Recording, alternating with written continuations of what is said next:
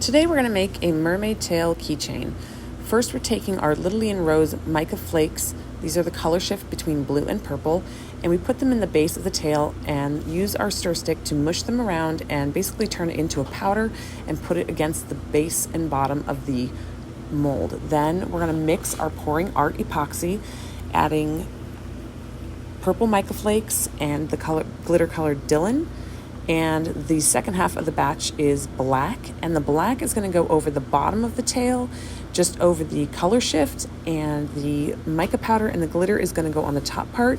You can see the edges are just slightly rough, so we're going to take an X-Acto knife and we are going to gently clean away the rough sides and give them smooth edges.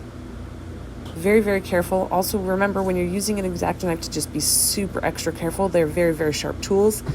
For this tail, the pouring art epoxy had cured up overnight, so it had sat for about 24 hours, and it is ready to start this second step. So when you work with your epoxy, you want to make sure it's pretty cured and firm to the touch. If it's still gooey, go ahead and leave it in the mold and let it continue curing.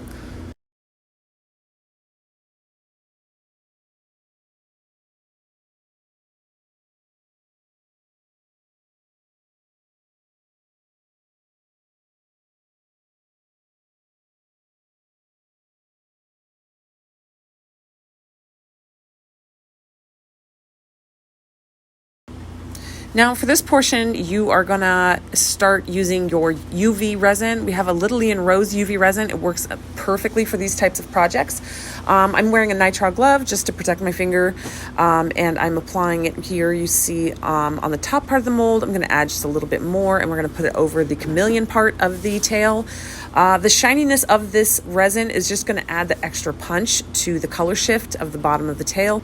If you prefer a more matte finish, this is a step that you can choose to leave out. This is all personal preference. I like all my stuff to be just a little bit extra, so the shinier the better. Once you get the tail completely covered with the UV resin, you're going to go ahead and stick it underneath a UV light. I use a 72-watt UV light. It helps cure it as quickly as possible. If you do not have a UV light, you can just stick your project out in the sun to cure for about 45 minutes. Then I'm going to use the UV resin. I'm going to apply it to the back of the tail, and as you see here, I'm taking small half pearls and using my rhinestone picker to gently place the pearls on the tail in a random pattern, small, large, all mixed up. That gives it the beautiful texture and a really unique style.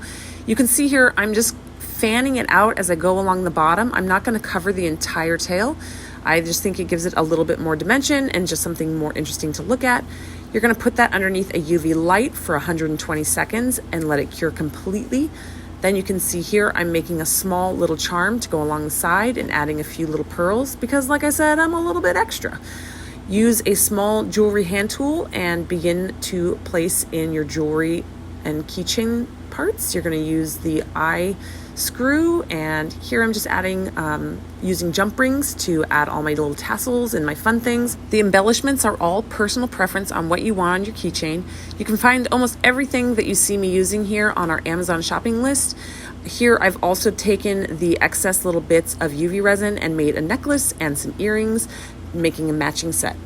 Thank you for being part of the LittleLee and Rose crew. We'll see you guys on the next tutorial.